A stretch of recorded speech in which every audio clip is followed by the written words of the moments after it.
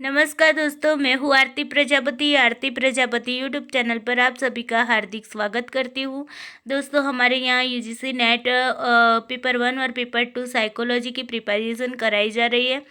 तो आज का हमारा जो टॉपिक है पेपर 1 का है, यूनिट 1 है और ये हमारी 19वीं क्लास से आई थिंक 30 वीडियोस यूनिट 1 के बन चुके हैं और ये लास्ट वीडियो यूनिट 1 का।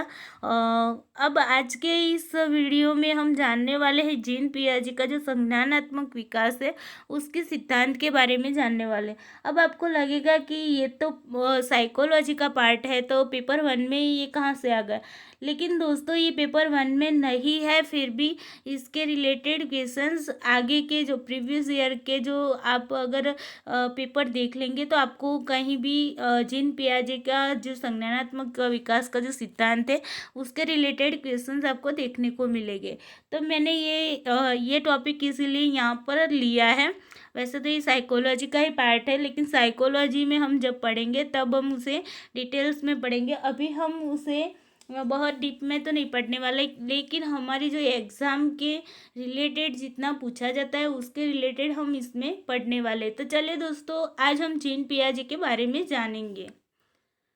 उससे पहले आपको रिक्वेस्ट है कि अगर मेरे वीडियोस आपको अच्छे लगते हैं तो उसे लाइक कीजिएगा, अपने दोस्तों के साथ शेयर कीजिएगा और इस चैनल में अगर आप नए हैं तो इसे सब्सक्राइब कर लीजिएगा, ताकि यहाँ पर जो भी वीडियोस रखे जाते हैं उसकी नोटिफिकेशन आपको टाइम पे मिलती रहे। चलिए दोस्तों, देखते हैं जीन पियाजे के बारे में।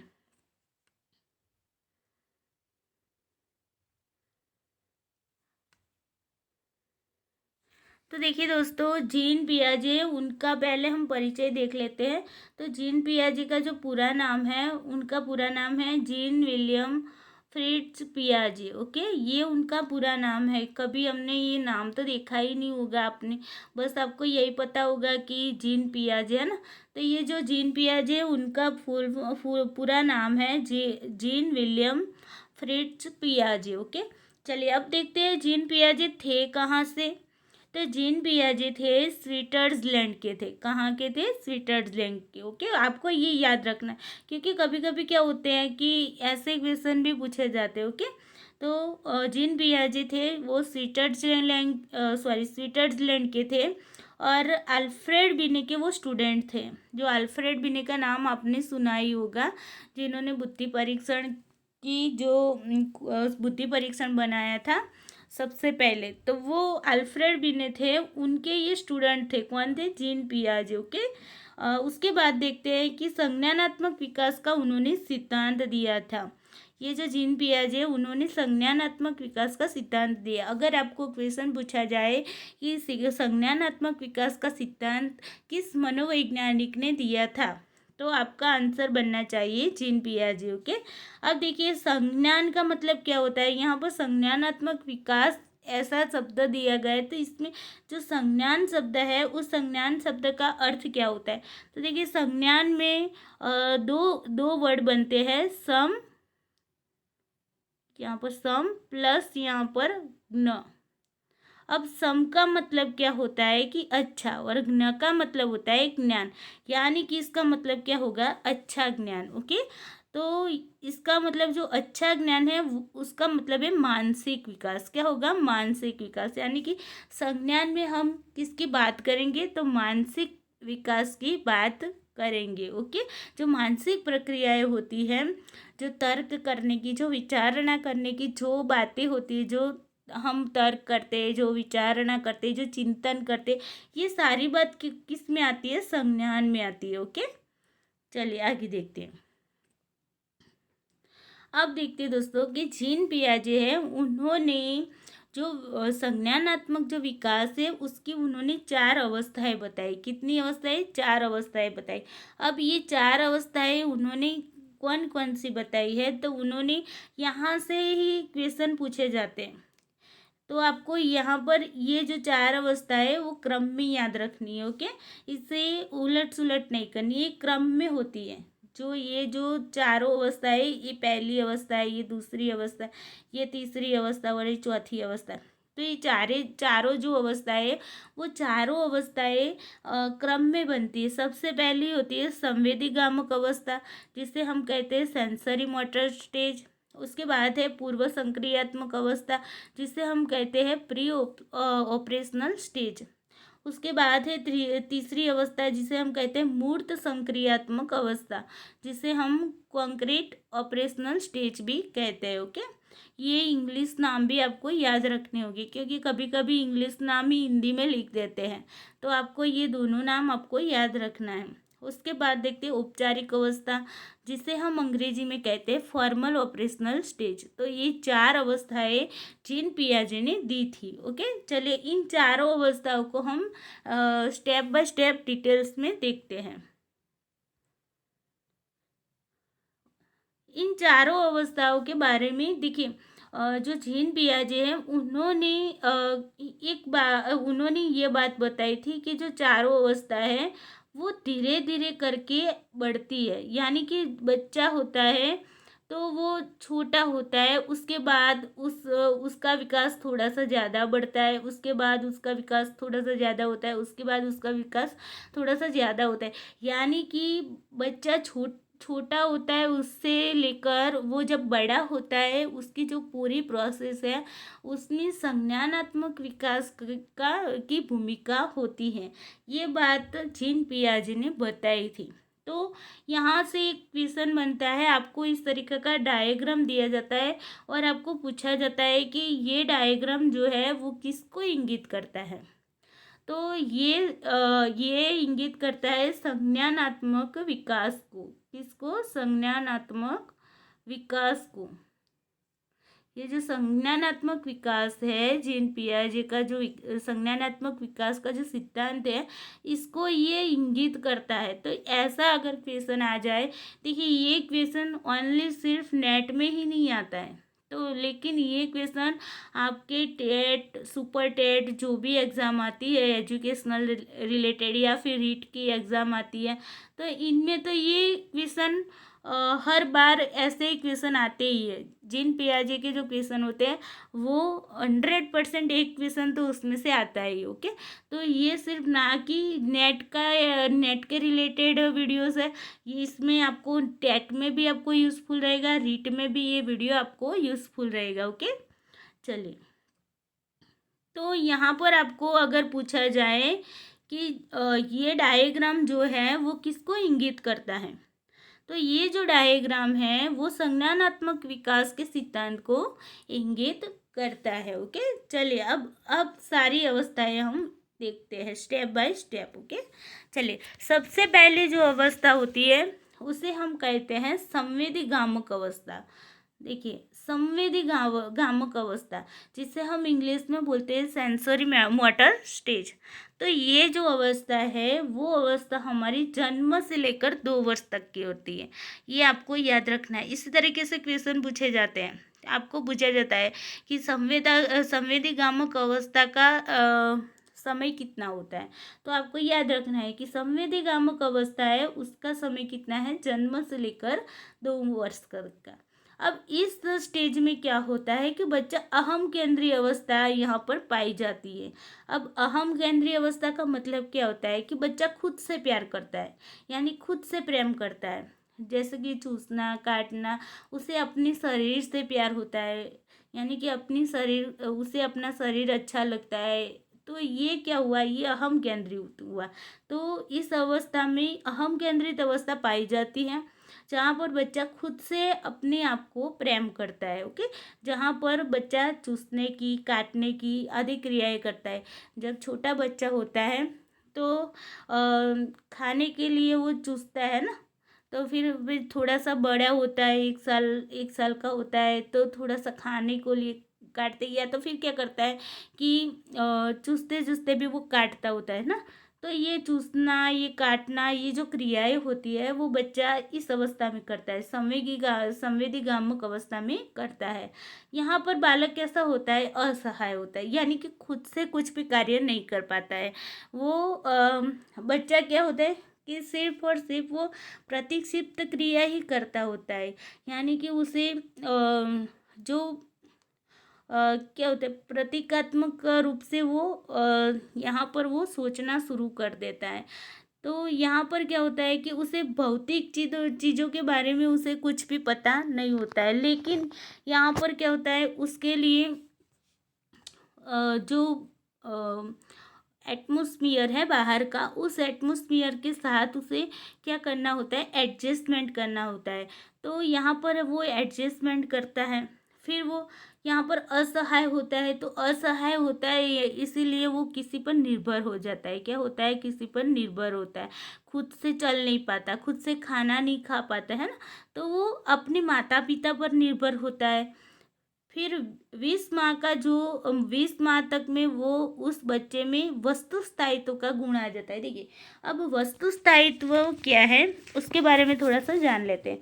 तो वस्तु स्थायित्व क्या होती है, देखिए सबसे पहले बच्चा छोटा होता है तो एकदम मान लीजिए 9-10 माह का जो बच्चा है, 9 से 10 माह का बच्चा अगर है, तो उसके आगे अगर आप कोई चीज़ रख भी देते हैं, यहाँ पर कोई खिलौना आपने रख दिया और ये खिलौना आपने कुछ कपड़े से ढक दिया, तो बच्चा यहाँ पर बैठा है और वो ये खिलौना देख रहा है, लेकिन जब उस पर कपड़ा ढक देते हैं तो बच्चे के मन में कोई भाव ही पैदा नहीं होता है, उसके लिए कोई उसे उस पर कोई इफेक्ट ही नहीं होती, जैसे कि कुछ था ही नहीं, है ना।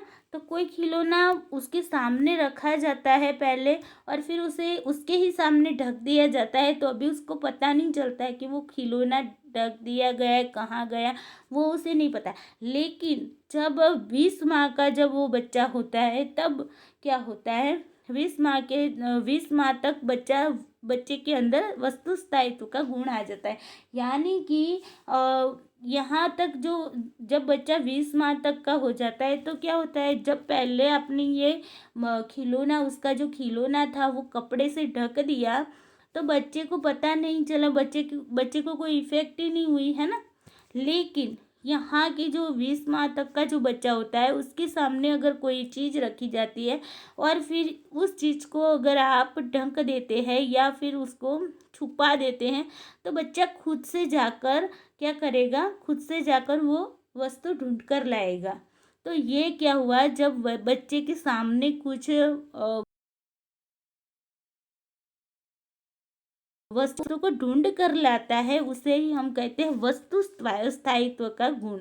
उसे ही क्या कहते हैं हम, वस्तु स्थायित्व का गुण। यानी कि वस्तु के स्थायी होने का जो गुण होता है, ये यहाँ से क्या होता है, बच्चे को पता चलता है कि ये वस्तु यहाँ पर रखी थी और उसे ढक दी गई है।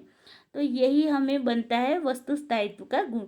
ये 20 माह तक में बच्चे के अंदर क्या होता है, 2 साल का जब बच्चा होता है, 2 साल से पहले ही बच्चे में ये गुण विकसित हो जाता है। ओके, विभिन्न प्रकार की वस्तुओं का चित्र अपने मस्तिष्क पर निर्मित कर लेता है। वो क्या करता है, कोई भी बात होती है तो कोई भी अगर कोई चीज़ होती है तो उसका वो क्या करता है, वो चित्र अपनी माइंड में फिट करता है। ओके, तो किसी भी चीज़ का वो क्या करता है, किसी भी वस्तु का वो चित्र अपने मस्तिष्क पर क्या कर देता है, निर्मित कर देता है, यानी कि अपने मस्तिष्क में वो बिठा लेता है। ओके, ये था संवेदीगामक अवस्था। देखिए फिर से बता रही, संवेदीगामक अवस्था को सेंसरी मोटर स्टेज कहा जाता है। ये जो पीरियड टाइम होता है वो जन्म से लेकर 2 साल तक का होता है।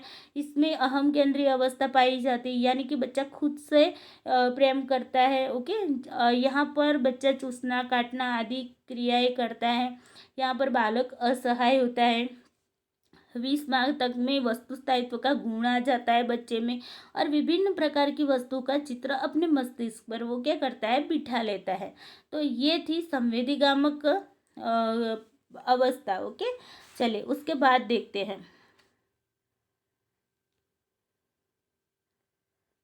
अब आते हैं पूर्व संक्रियात्मक अवस्था में।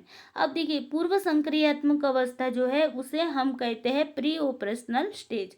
तो ये जो प्री ऑपरेशनल स्टेज है उसका पीरियड टाइम है 2 वर्ष से 7 वर्ष तक का। ओके, तो ये जो 2 वर्ष से 7 वर्ष तक का जो स्टेज है उसे ही हम क्या कहते हैं, पूर्व संक्रियात्मक अवस्था अथवा तो प्री ऑपरेशनल स्टेज कहते हैं। यहाँ पर क्या होता है, धीरे धीरे कुछ भाषा को सीखना का प्रारंभ कर देता है। अगर आपने देखा होगा कि 1.5 साल का बच्चा होता है, 2 साल का बच्चा, 2 साल तक तो बच्चा बोलना सीख जाता है ना।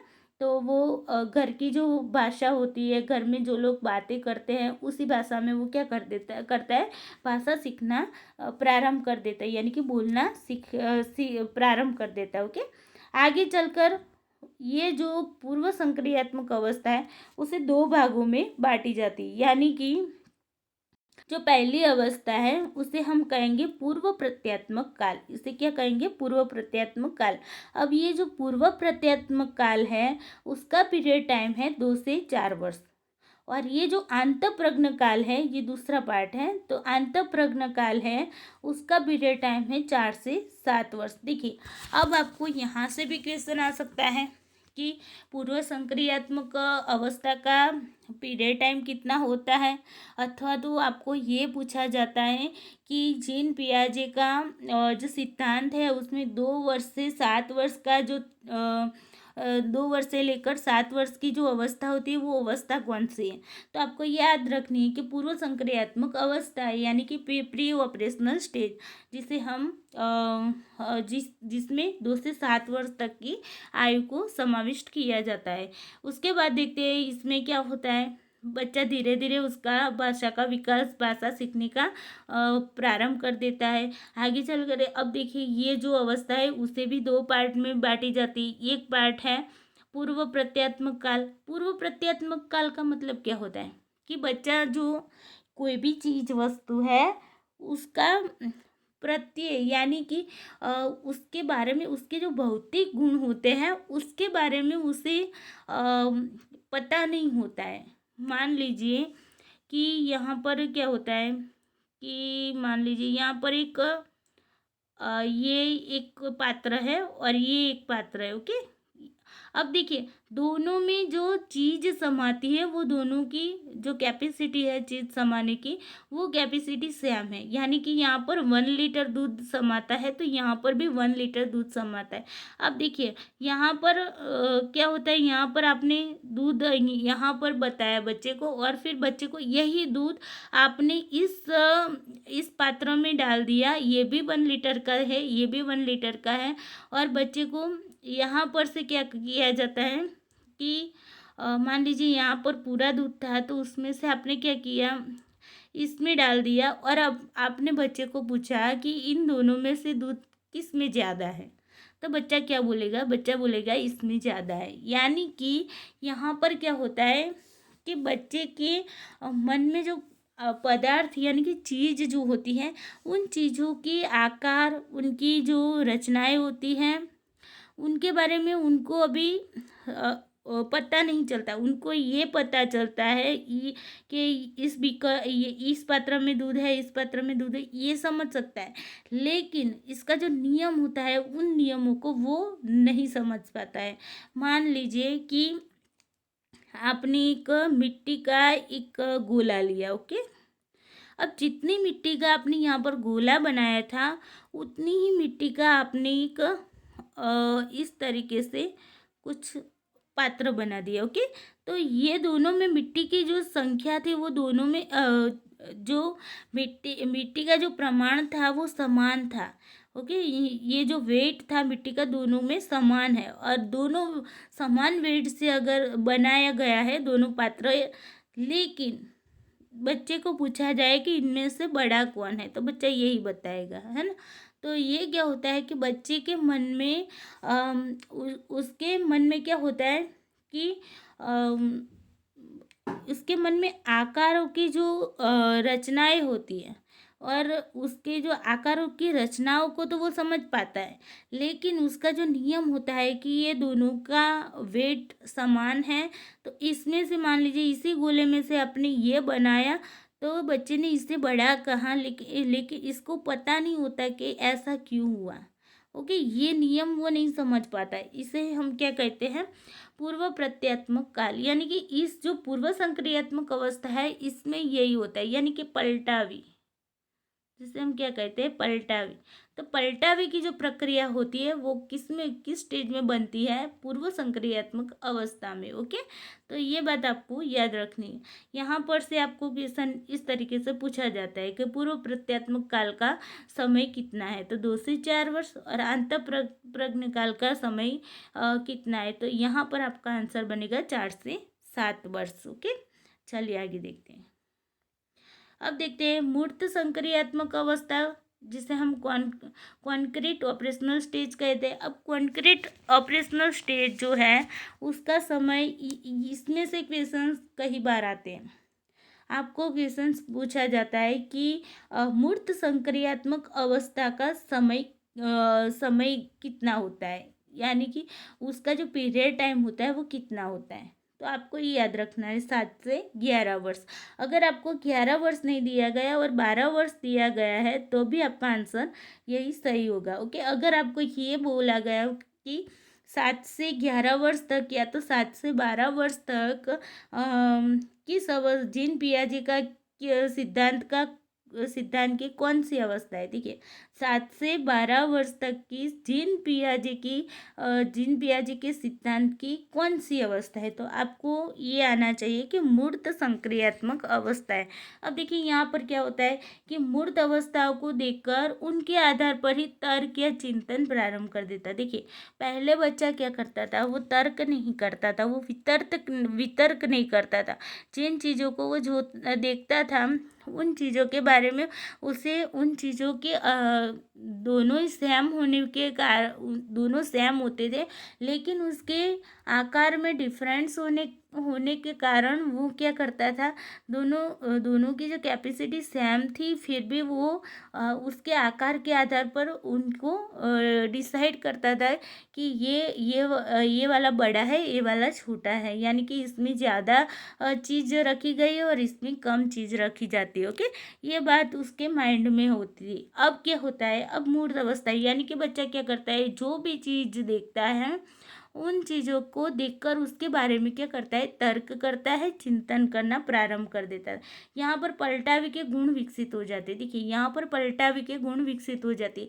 जहाँ आगे हमने जो पूर्व संक्रियात्मक जो अवस्था देखी, वहाँ पर हमने क्या देखा कि वहाँ पर पलटावी गुण उसमें विकसित नहीं हुआ था, यानी कि हमने ये जो पात्र वाला देखा, इसी पात्र में जितनी वस्तु थी वही वस्तु हमने इस पात्र में डाल दी। तो बच्चे को अगर पूछा जाए कि इन दोनों में से कौन सी ज़्यादा है, तो बच्चा इससे ज़्यादा बताएगा, है ना। तो ये क्या था? ये पलटावी का जो गुण होता है वो गुण पूर्व संक्रियात्मक अवस्था में नहीं होता था, लेकिन मूर्त संक्रियात्मक अवस्था में ये पलटावी के गुण विकसित हो जाते, यानी कि बच्चे को ये पता चल जाता है कि इस पात्र में जितनी भी चीज़ रखी है, अगर इस चीज़ को दूसरे पात्र में अगर हम डाल देते हैं तो दोनों में से कौन सा बड़ा है, तो वो दोनों को सेम बताएगा।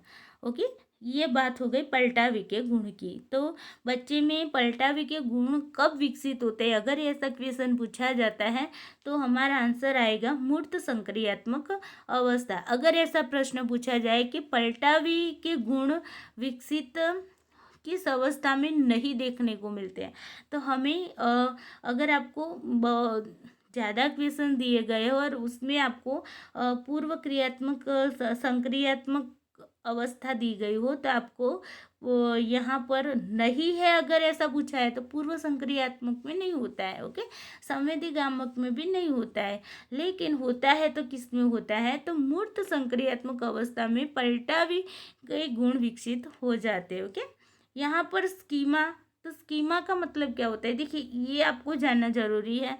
साइकोलॉजी के स्टूडेंट होंगे तो उनको भी नेट में काम आएगा, क्योंकि उनके सब्जेक्ट में इसके रिलेटेड क्वेश्चन पूछे जाते हैं। तो स्कीमा का मतलब क्या? पुरानी जो प्रक्रिया है उसके फलस्वरूप नई प्रक्रिया को जोड़ना, यानी कि बच्चा जो पुरानी बातें जानता है उसमें वो क्या करता है? नई बातों को ऐड करता है, यानी कि नई प्रक्रियाओं को वो क्या कर देता है? जोड़ता है। और ये जो स्कीमा की जो प्रोसेस होती है किसमें दिखाई देती है? हमें 7 से 11 वर्ष तक के बच्चों में। ओके, जिसमें समायोजन और समावेशक का प्रारूप निर्मित हो जाता है। यानी कि बच्चा किसी वर्ड के साथ समायोजन करना सीख जाता है, समावेशक यानी कि सभी को समान रूप से देखने का उसका नज़रिया बन जाता है। ओके, ये मूर्त संक्रियात्मक अवस्था में होता है।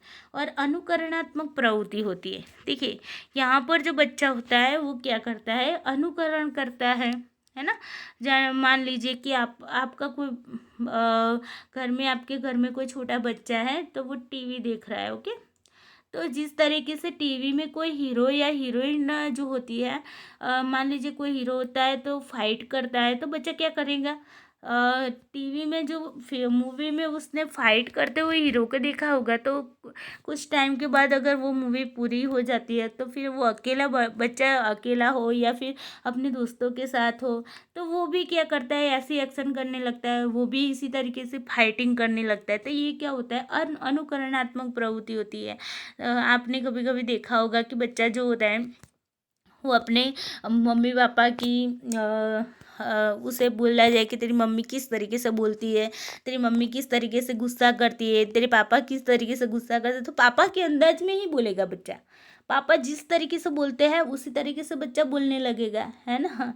तो ये क्या हुई, ये अनुकरणात्मक प्रवृत्ति हुई, यानी कि बच्चा अनुकरण करता है। जो उसके आसपास के वातावरण में जो चीज़ें बनती है, जो प्रवृत्तियाँ होती है, उनको वो देखता है और उनको देखकर वो अनुकरण करता है, और अनुकरण करके उसी तरीके से वो बिहेव करता है। ओके, उसे ही हम कहेंगे अनुकरणात्मक प्रवृत्ति। तो यहाँ पर जो मूर्त संक्रियात्मक अवस्था है, उसमें क्या होता है कि जिन चीज़ों को वो देख सकता है, जिन चीज़ों को वो छू सकता है, हम मूर्त का मतलब क्या करते हैं, यही तो करते हैं, जिसे हम देख सकते हैं, जिसे हम छू सकते हैं, उसी वस्तु को हम मूर्त वस्तु कहते हैं। तो मूर्त वस्तुओं को देखकर वो क्या करता है, उसके साथ समायोजन करता है, समावेशक समान रूप से उसे देखने की कोशिश करता है। ओके, तो इसे ही हम कहते हैं, जिसे पलटावी गुण में हमने देखा कि जो यहाँ पर बीकर में जो मान लीजिए एक पात्र में जो था, जो भी चीज़ रखी थी वही चीज़ दूसरे अलग आकार के पात्र में अगर रखी जाती है, तो बच्चे को यहाँ पर पता चल जाता है कि ये इसमें रखी हुई चीज़ का जो वेट होता है वो कैसा होता है, समान होता है। ओके, तो ये थी हमारी मूर्त संक्रियात्मक अवस्था। अब उसके बाद देखते हैं।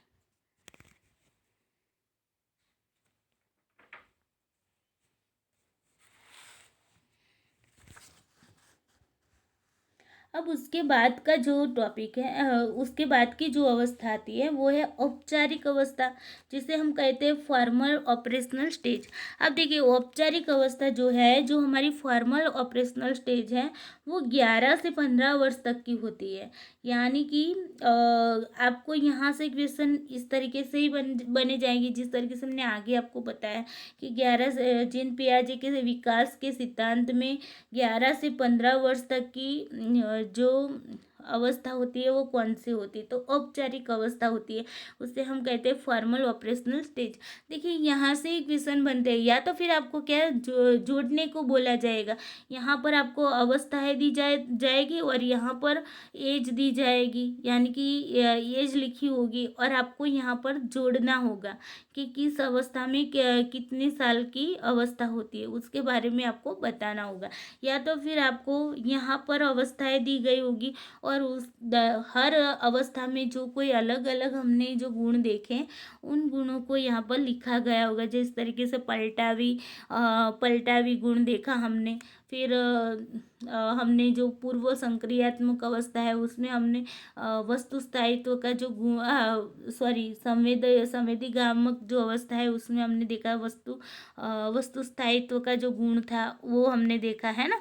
तो इस तरीके से यहाँ पर उसके गुण दिए जाते हैं, हर एक वो अवस्था का एक कोई ना कोई गुण तो होता है, तो उन गुणों को यहाँ पर लिखा जाता है और यहाँ पर अवस्थाएं लिखी जाती है, और इस तरीके से आपको जोड़ना भी होता है।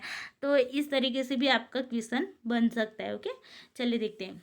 तो यहाँ पर इस अवस्था की जो समय सीमा है वो क्या है, 11 से 15 वर्ष तक की। उसके बाद देखते हैं अमूर्त तर्कों के आधार पर विभिन्न विषय वस्तु का विश्लेषण करना प्रारंभ कर देता है। देखिए, जिन चीज़ों को वो देख नहीं पाता है, जिन चीज़ों को वो छू नहीं पाता है, जो चीज़ उसके सामने नहीं है, उन चीज़ों के बारे में भी वो क्या करने लगता है, तर्क करने लगता है, उसका एनालिसिस करता है। जो विभिन्न विषय वस्तुएं हैं उसके सामने नहीं है, फिर भी उसके बारे में वो क्या करने लगता है, एनालिसिस करने लगता है, उसके बारे में तर्क करने लगता है, उसके बारे में चिंतन करने लगता है। ये इस अवस्था में होता है।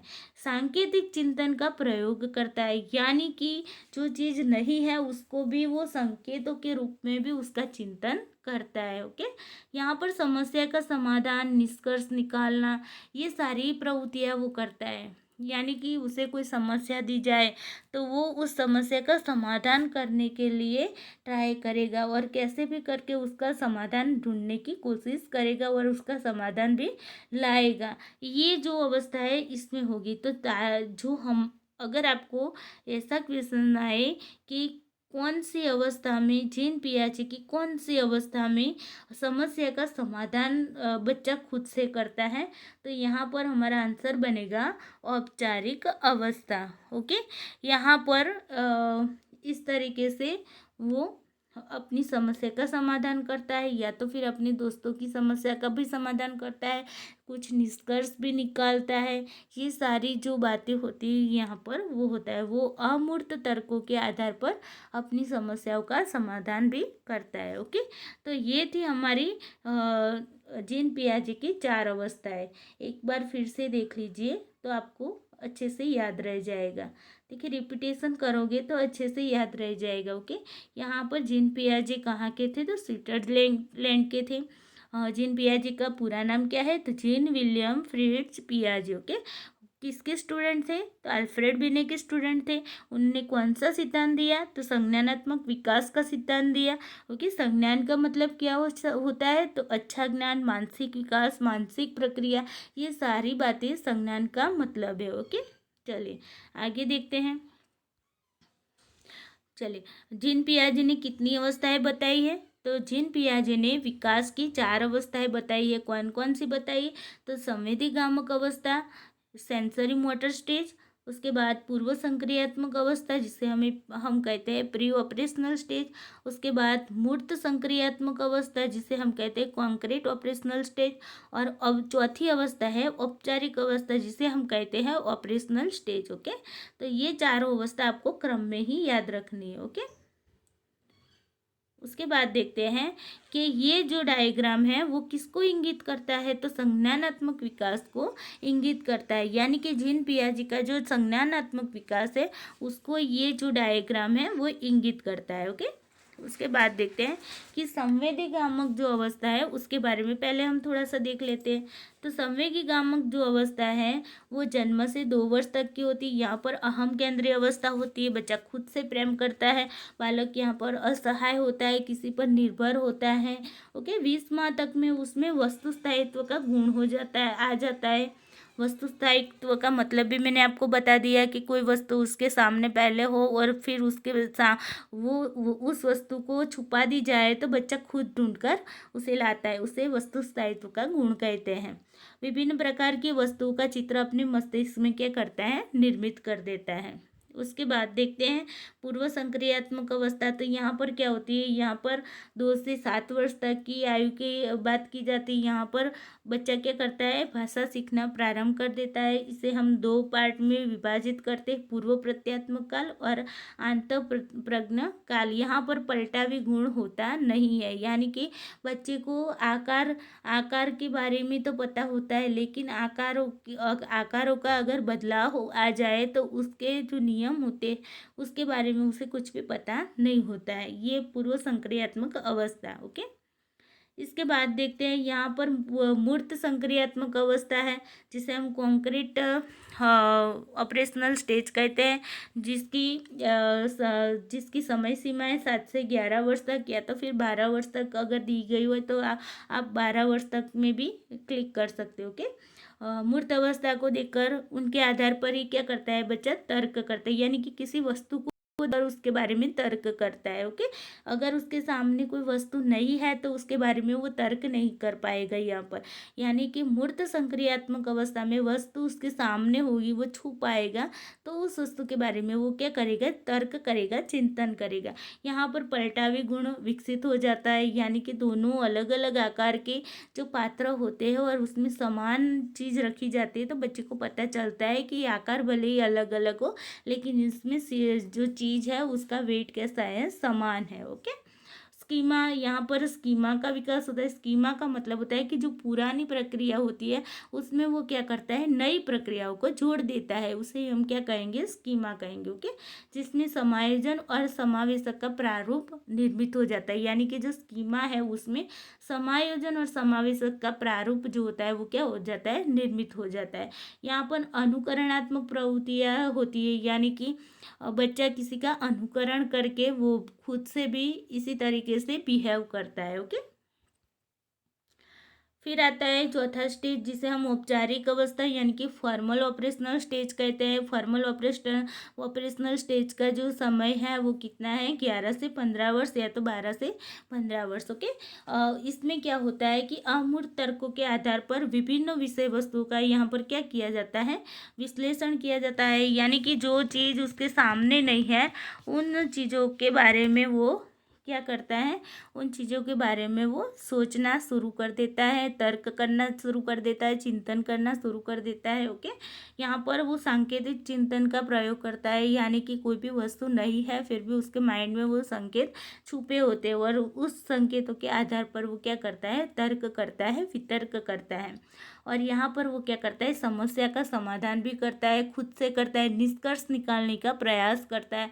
ये सारी जो प्रवृत्तियाँ है वो ये औपचारिक अवस्था में करता है, यानी कि फॉर्मल ऑपरेशनल स्टेज में करता है। तो ये था जीन पियाजे का पूरा सिद्धांत। उसने यही बात बताई कि बच्चा जब छोटा होता है फिर उससे वो बड़ा होता है, तो इस तरीके से छोटे से बड़े थोड़ा बड़ा, थोड़ा बड़ा, थोड़ा बड़ा, और इस तरीके से वो बढ़ता जाता है और अपना विकास, जो उसकी मानसिक प्रक्रिया होती है उसका विकास होता है। यानी कि उसकी बच्चे की जैसे आयु बढ़ती है उसी के साथ उसकी जो संज्ञानात्मक जो विकास होता है उसका भी विकास होता है। बच्चे की जितनी भी बच्चों की जो आयु है उसमें अगर बढ़ोतरी होगी तो उसके संज्ञानात्मक विकास में भी बढ़ोतरी होगी। ये बात जीन पियाजे का कहने का मतलब था। यानी कि बच्चे की जो आयु है वो आयु और संज्ञानात्मक विकास दोनों ही बढ़ते हैं, अगर आयु के साथ साथ संज्ञानात्मक विकास भी क्या करता है, बढ़ता है। यही बात जीन पियाजे ने इन चारों अवस्थाओं के माध्यम से समझाई है। तो आई होप कि आपको ये चारों अवस्थाएं अच्छे से समझ में आ गई होगी। अगर ये वीडियो आपको पसंद आए तो इसे लाइक कर दीजिएगा, अपने दोस्तों के साथ शेयर कर दीजिएगा, और इस चैनल पे अगर नए हो तो इस चैनल को सब्सक्राइब कर दीजिएगा, ताकि इस चैनल पर जो भी वीडियोस रखे जाते हैं तो उसकी नोटिफिकेशन सबसे पहले आपको मिल जाए। चलिए दोस्तों, आज के लिए इतना ही। Thank you.